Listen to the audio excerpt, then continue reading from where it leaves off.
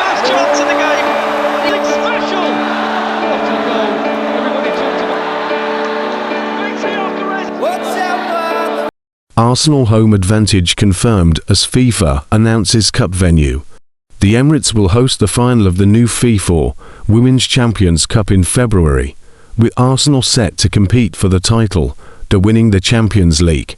FIFA's tournament brings together the champions of each continent for a mini knockout event. Arsenal will play their semi-final, Brentford's G-Tech Stadium on the 28th of January against either Wuhan Zhongda or ASFAR, who meet this weekend. Corinthians will face Gotham FC in the other semi-final earlier that day at the same venue. The third-place match and the final will both be played at the Emirates on the 1st of February. Chief Executive Richard Garlick said, "Following our historic UEFA Women's Champions League win in May, we're proud that we will be competing on the global stage in the inaugural FIFA Women's Champions Cup. We're thrilled that the third-place match and final will be played at Arsenal Stadium, as we continue to pioneer and drive growth in the women's game with our supporters. We look forward to delivering a memorable event for our community in North London and supporters of the game all over the world." Arsenal's WSL home match against Leicester City will be rescheduled because of the fixture clash. The club will contact season ticket holders with details. Arsenal next 5 fixtures compared to Man City and Chelsea after late Premier League title twist. Arsenal are facing an important time of the season, with the games coming thick and fast, as they look to take the initiative for a Premier League title race over their close rivals.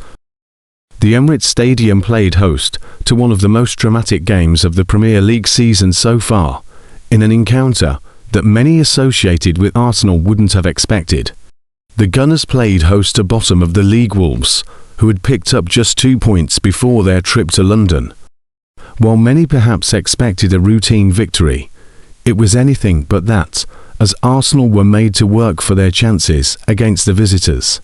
It wasn't until the 70th minute that the home side took the lead, as Bukayo Saka's dangerous corner bounced off the post and onto Sam Johnstone for an unfortunate own goal.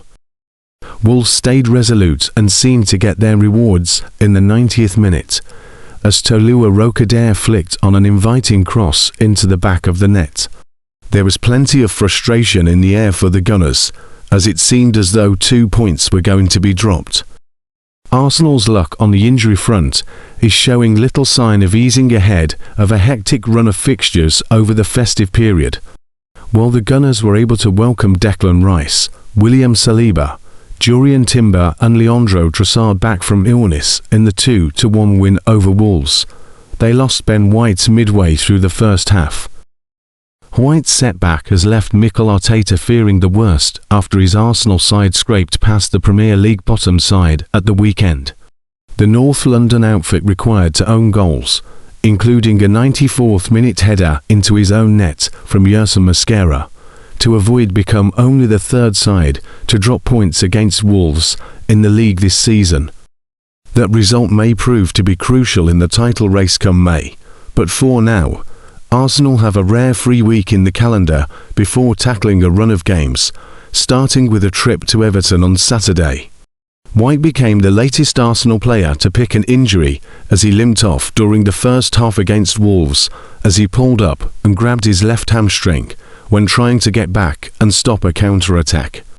Arteta provided a worrying update on the defender afterwards, saying, "That is bad news, for sure. It looks like a hamstring, so we don't know the extent of that, but probably tomorrow, or the day after we will know more. He hasn't played a lot of minutes because of the previous knee issue that he had. Then the moment that he started to get some momentum, he had to play a lot, because we didn't have any other solution. It is unfortunate for White, as he had just been enjoying an extended run in the Arsenal side, though he has been denied a 5th consecutive start, and it remains to be seen if he will be available during the festive period. Arsenal have been without Gabriel since he suffered an adductor injury while playing for Brazil during the final international break a month ago. There were initial fears that he could be out until January, and Arteta rued the blow of losing the leader of our backline. Arteta's latest update on Gabriel came at the start of the month, when he said, "Big Gabby is doing very well, but that's weeks as well." Mosquera has been ruled out until the new year with what Arteta described as a complicated ankle injury. No exact time frame has been placed on his return, but it has been reported that Arsenal fear he could miss 6 to 8 weeks. "He's going to be out 4 weeks, unfortunately. It's much more than what we expected," Arteta said. "But the player was feeling it, so he's going to be out 4 weeks." Dauman faces 2 months out after sustaining ankle ligament damage. The 15-year-old suffered the injury during a behind-closed-doors under-21 friendly against Manchester United at St George's Park at the start of December. Dauman is not expected to require surgery, but Arsenal have confirmed he has been taken out of their Champions League squad and replaced with Gabriel Jesus. Arteta said, "With Max, unfortunately, he picked up an injury last weekend, and he had to come off, so we did some scans, and he is going to be out 4 weeks." Havertz is still not ready to return, after suffering a setback in his recovery from a knee injury sustained on the opening weekend of the season against Manchester United that required surgery. In his latest update on Havertz at the start of the month, Arteta said, "Matter of weeks. Let's see how it evolves in the next few weeks." With Victor Gyökeres struggling for form, Havertz's return will increase competition for places in the Arsenal attack.